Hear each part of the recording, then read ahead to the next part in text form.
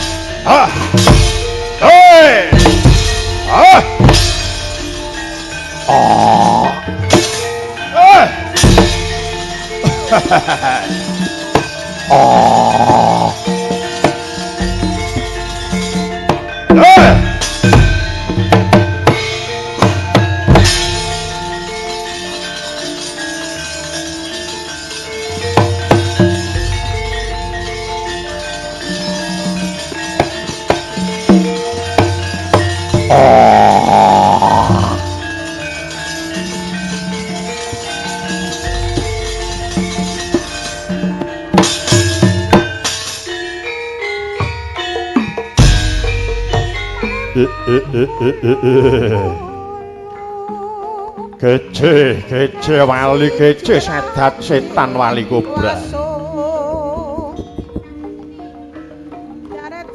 jebul kaya mangkene rasane wong kang kasmaran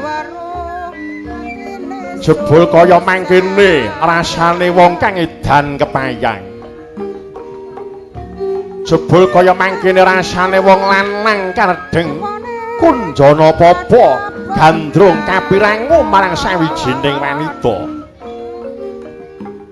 yen awan aku ora jelak ora doyan nggone mangkal yen bengi aku ora lali nggonku turu jantung ati tansah kumandhil sakjroning ati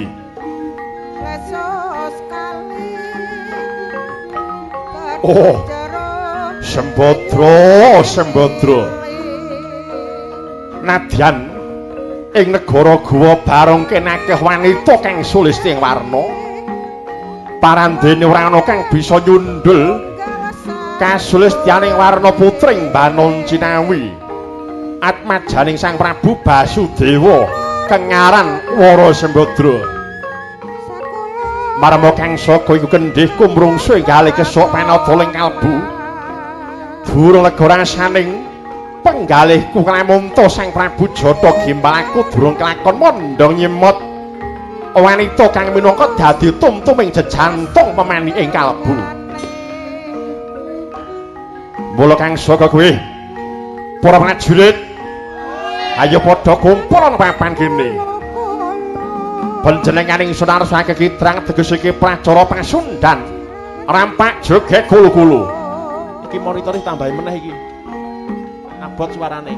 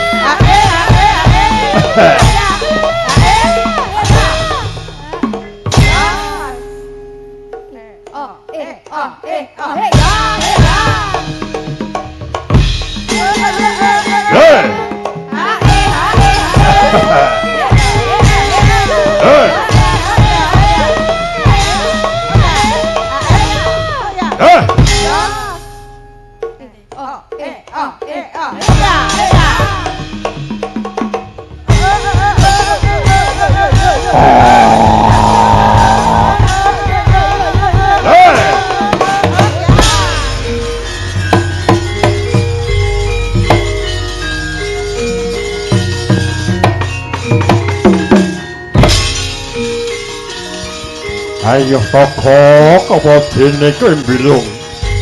Maju mrene tak timbali sowanmu kok.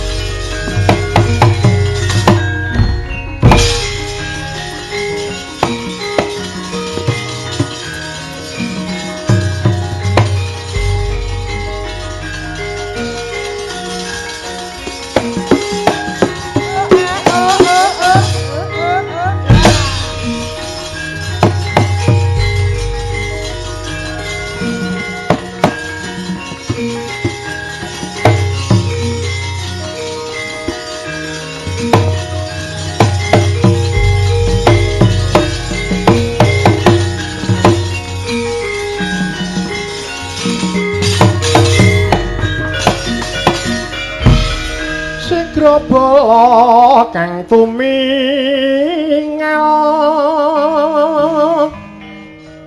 prangacampa samya ngadali lera tatet wileting gada dayawangkung mangoncang nidi benjang sangaji mijil lati nyong dali uwus terus Surawilaka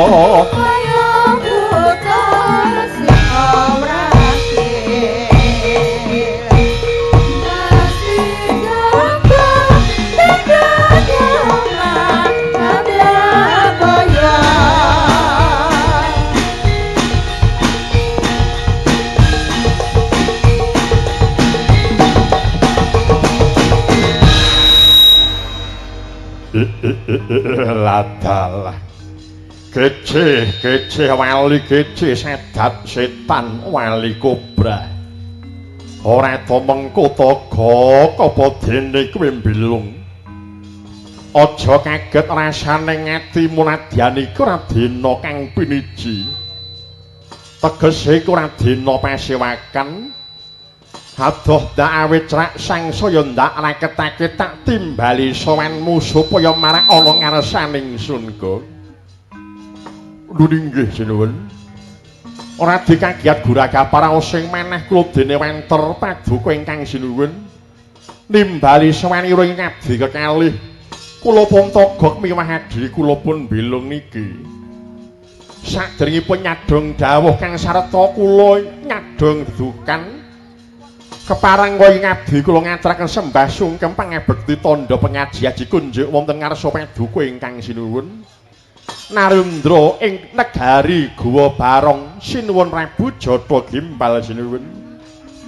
Iya ya kok wektu dina iki jeneng sira ngaturake sembah sungkem pangabekti ana ngarsaning ingsun wis ingsun tampa ora liwat puja pangestuku maragake kepatampan ana ya kok. Nggih sinuwun. Berkah pangestu paduka kula pundi wonten mestaka kakalungaken wonten janggara maketing wadaya mugi amimbuwana bawa laksana. Sinuwun kagiatan raos sing manah kula dene wanter dawuh timbalanipun Sin Prabu Jata Gimbal kepareng nimbali dhumateng abdi kekalih. Kula pun togok dalah adhi kula pun belung niki. Mbok bilih wonten bab-bab wigati kang nedya kababar kepareng kula mangulungaken jangga nilingaken karna nedya nyandri menapa ing dados dawaduka ingkang sinuwun.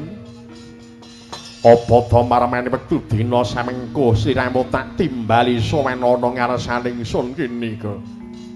Sejatine panjenenganing sing kepengin gendu-gendu rasa marang jeneng sira. Dina samengko Mara coba Wedarna Pata surasaning tembung kunjana papa kok. Paduka nyuwun dipun wedharaken surasanipun tembung kunjana papa. Kaya mangkono bener kok. Nyuwun sewu sinuwun. Kunjana Papa saka tembung kunjana lan papa. Kunjana niku werdine dan papa niku lara. Kunjana Papa tegese wong lanang sinembik kasemaran karo sipating pawestri. Wong lanang sing nembike danan karo wong wadon nek cara tembunge modern sakniki, cara tembunge modern niku wong sing nembe jatuh cinta lah niku. Lah niki nuwun sewu. Kenging menawa duka ingkang sinuwun mundhut pirsa babagan tembung kunjana Papa. Menawa duka menika nembe gandrung kepawit dan kepayang karo sipating pawestri. Menawa duka menika nembe kasemaran karo sipating wong wadon monggo ngentari paring dawuh.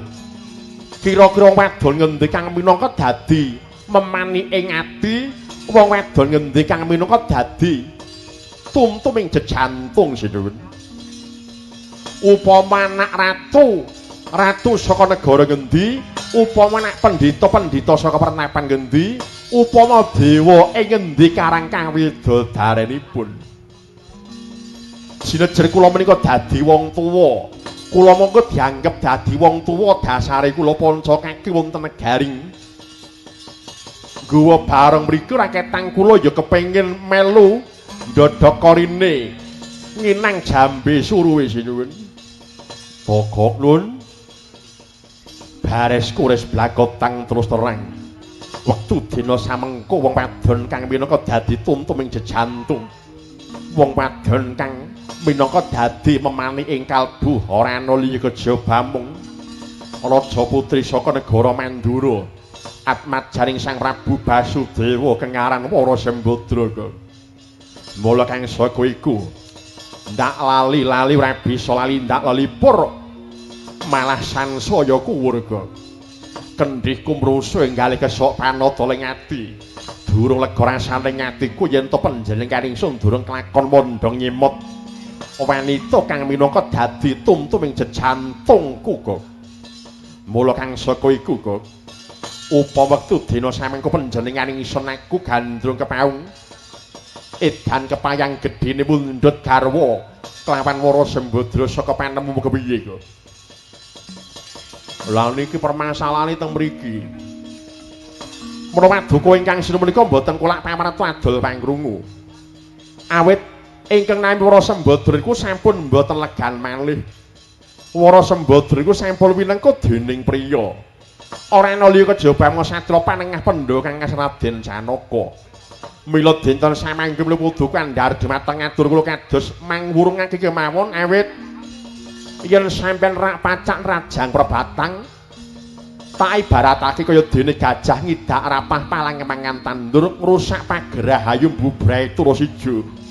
Niku mboten becik ing tembe wingkingipun sinuwun.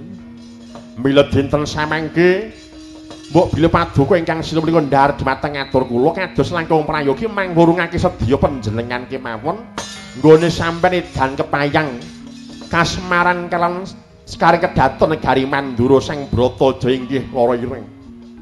Nanging ora kok sing ngarane katresnan kuwi manawuta. Sing jeneng katresnan kuwi mana uruping jiwa kang mulya. Kuwi ora kena dijaluk lan ora kena ditampik yen wis tumeka kala mangsane. Sing ngarane katresnan kaya mangkono bakal tumanduk marang wong lanang kang sarta wong wadon. Lha paduka iku dah eling. Wara Sembadra iku sampun mboten legan maneh. Mula kang saka iku dina iki bakal tak budidaya. Aku bakal sowan menyang kasatran Madukara. Sing wigati mbok menawa kanthi lantaran iki panjenengan ingsun bisa nyuwun marang Raden Janaka. Dasar Raden Janaka kuwi mono bojone luwih saka siji. Mula kang saka kuwi kok dina samengko sing baku tutna laku jantraku tumuju menyang kasatran Madukara kok. Ngiras pantes wektu dina samengko panjenengan ingsun goleki menyang endi longaning adhiku. Goleki menyang endi longaning adhiku Yai Jata gene kang wis sawetara wanci. Lunga saka kedaton negaring guwa barung nganti seprene durung ngabul kawusanan niku. Nggih. Bakunipun kula menika namung Panakawan. Kula menika namung jejer dadi Panakawan. Pono iku pinter kawan kanca redine Pono kawan sing pinter ngelingake marang Bendara Upama sampeyan alisir saking dalaning bebener. Mila senadyan to diguyung apa kula badhe tut wuntat kalian tindak paduka paribasan wong numpak bis niku resiko tanggung penumpang. Ora usah mbok elingake kok. Sing bagong dina samengko bebarengan lawan lakuku. Tumujam yang kasanten madukara nulingking ngestaken dawuh jenengan. Sang pati sigra anata baris nyawiji kumolong dampyak kumbragot lampahi binarung krapyak watang agadit ku malarak ngeboki sorake gumura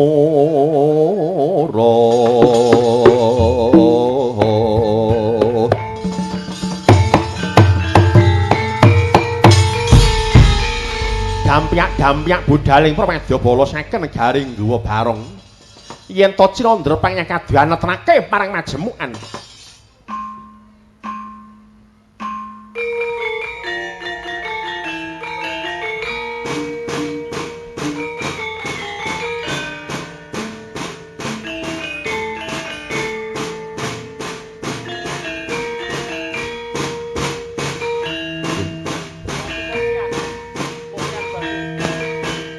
Yo yo yo yo yo yo.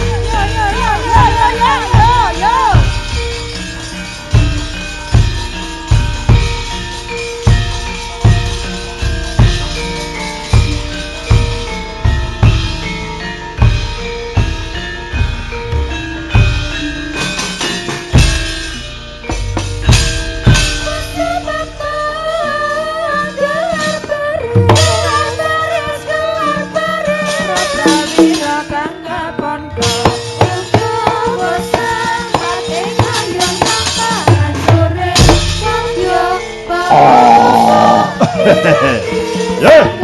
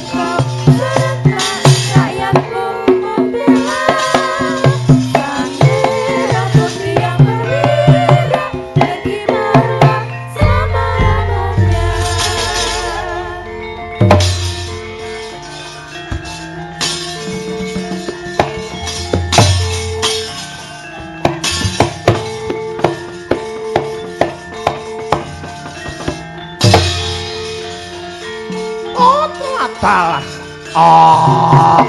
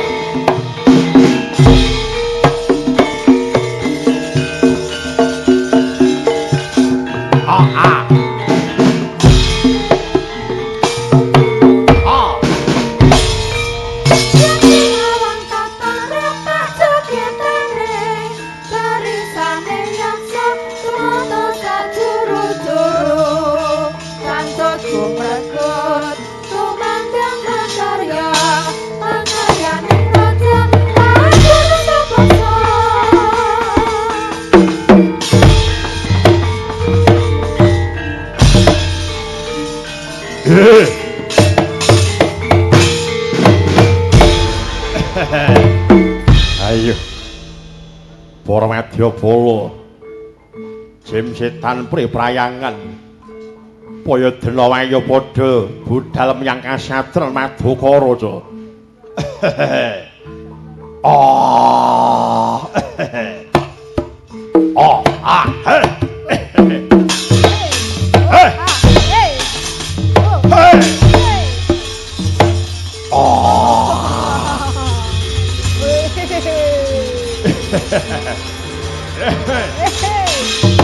Oh, hey. Ah, hey.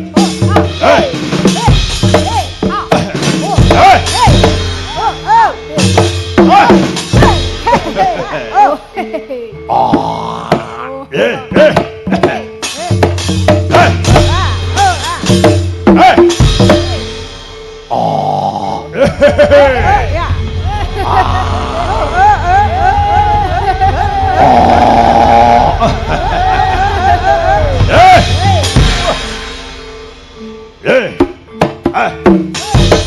Hey!